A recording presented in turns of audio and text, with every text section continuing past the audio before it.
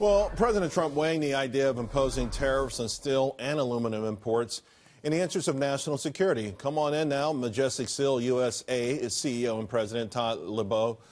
Todd, your thoughts on this, because just to refresh the audience, last week President Trump had a 50-minute open meeting, bipartisan lawmakers, and he got pushback from a lot of Republicans who were suggesting this would be a bad idea.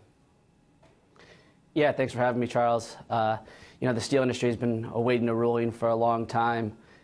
We think that the recommendation by Secretary Ross was a positive recommendation for the industry, and we're hoping that the president makes immediate action following the recommendation.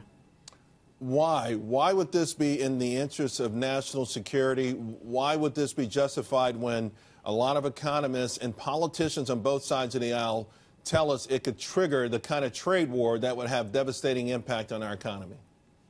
Yeah, I would say we've been in a trade war for quite a while. I've been in the domestic steel industry for over 10 years now, and I've watched steel plants shut down, jobs lost, and the government do nothing to protect it. I think that it's important that we have a strong domestic steel industry beyond what just goes into the defense industry. But without a domestic steel industry, you think about the impacts of infrastructure and not being able to fight a war with our own steel. Yeah, for me, I guess it sort of boils down to that your industry has been so carved out, hollowed out, and devastated, you don't have the kind of money to buy a voice in Washington, D.C., because to the average person, it seems like a no-brainer. Yeah, our steel companies need to come back.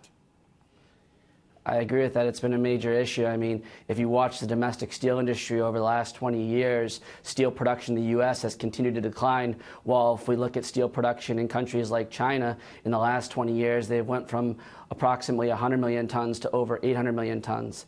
And the U.S. is still the strongest market and economy, so they feel like they could just ship their steel here, and we're not playing by the same rules. And so we need to even the playing field so the domestic steel industry, which has done a lot of reinvestment, can continue to survive and ideally thrive.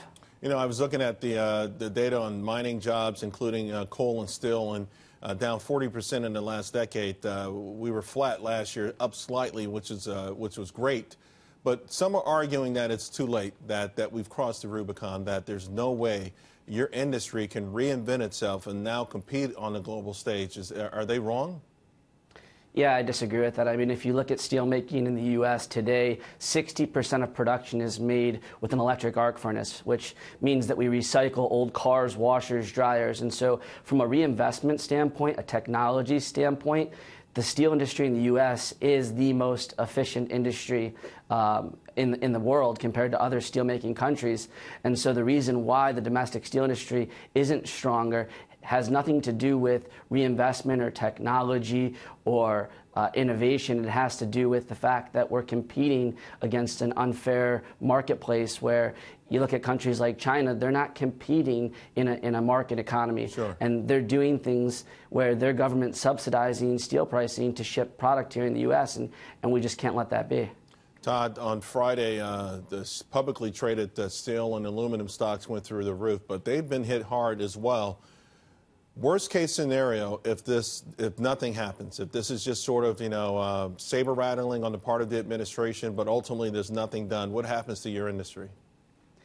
Yeah, and so it's been very cyclical. I mean, what happens is the domestic steel mills attempt to get their pricing up, and then all of a sudden we see a flood of imports come in. In 2017, we saw the highest level of steel imports in the United States, and without action, we're going to continue to see that. And so when you have countries that are subsidizing prices and shipping it to the U.S., it's going to continue to put pressure on the domestic mills, both from a pricing perspective and a capacity utilization perspective.